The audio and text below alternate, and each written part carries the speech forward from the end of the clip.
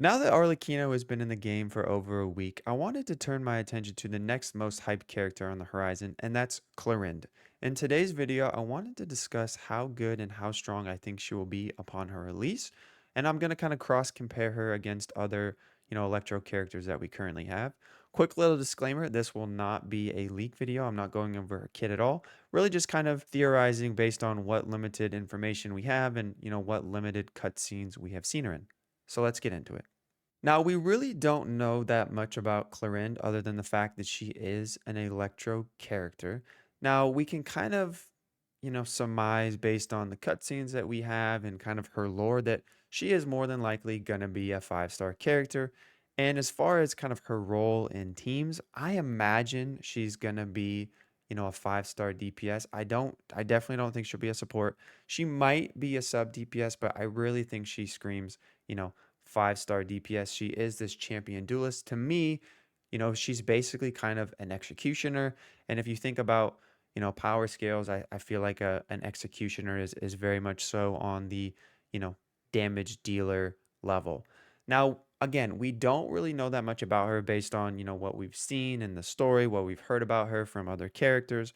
The only really you know, insight we can broach is the fact that in this cutscene right here, she's using the Iron Sting. Now, we have seen this before in other, character trailers, characters using specific weapons. I mean, heck, we had Kazuha using the fillet blade. So this really isn't the best indicator. It's not super indicative of anything, but I do think because she is an electro character, there's definitely a little bit more that we can, generate from this. So obviously Iron Sting is an elemental mastery based weapon. It's very good for, dendro based reactions, and also, it's also very good on Kazuha. So to me, I do think that she is probably going to play very well into, you know, spread aggravate teams or hyper bloom teams. It's just kind of what I'm feeling, gamers. I don't really call it a hunch, but I don't know if she's going to be kind of a,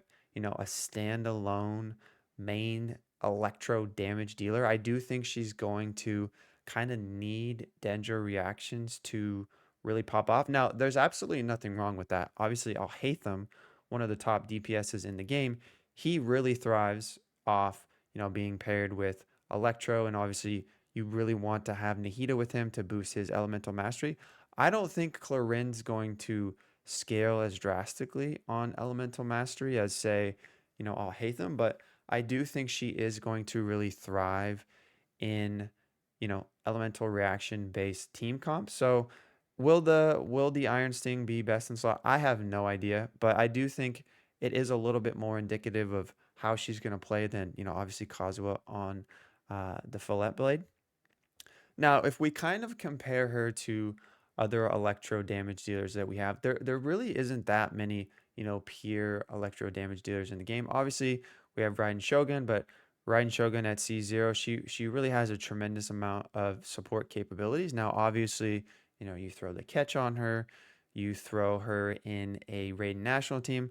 That's one of the best teams in the game for free to play players. It's been a staple. Any national team is very strong, but Raiden National in particular because like I said, you throw the catch on her.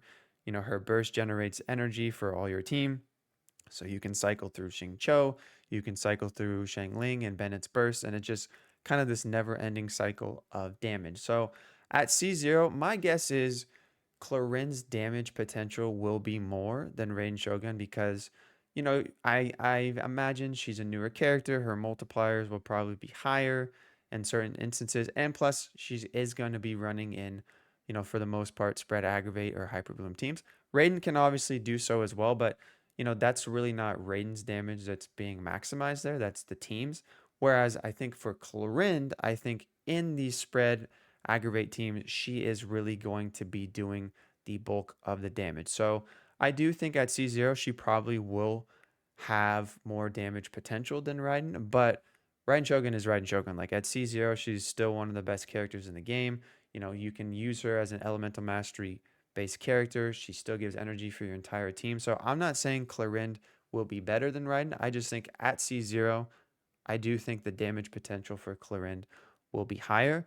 Now, obviously, we have Kaching. Now, Kaching, Kaching used to be kind of, slept on, laughed upon, whatever. She definitely got her dues when Dendro came out. She's definitely very much so elevated her game. I think Clorinde and Kaching, there's definitely some similarities there, but I still think Clorinde will clear.